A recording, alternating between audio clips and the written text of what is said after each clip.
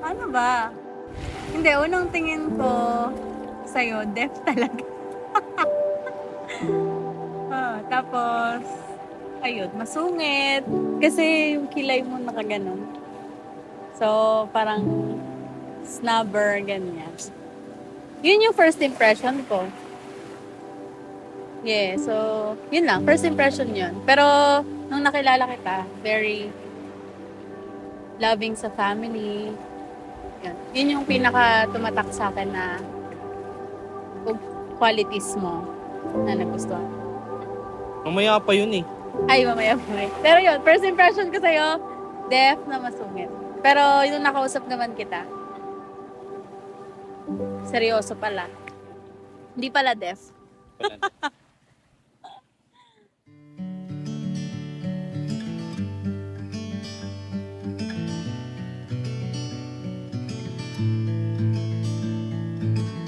Ako, first impression ko, tahimik na parang nag-o-observe ka lang sa kung ano ba meron sa sign language.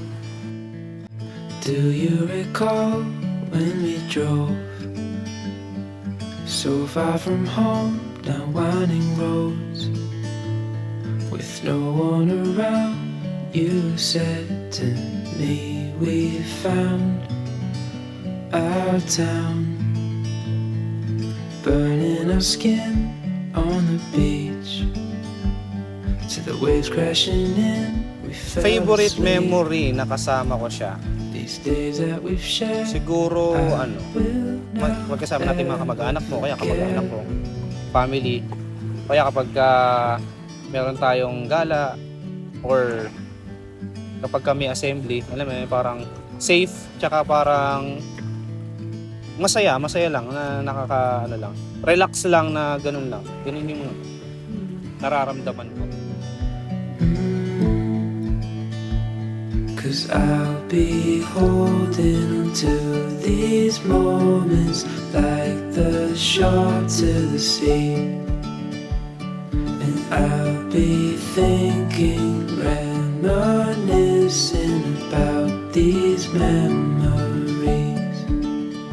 Message. Chasing you Ikaw. day Ayoko iiyak. Ay, shade na lang.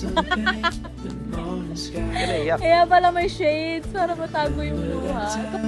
When we stay up talking all night. Oh, Thank you sa pagtitiis. Yun lang. I love you. Dahil, ako naman, hindi ko iyak. Salamat sa sacrifices mo, sa effort, kahit na malayo. Di ba, nalalayo na nga tayo dati sa Taytay, tapos mas Australia pa, mas malayo, iba yung time zone.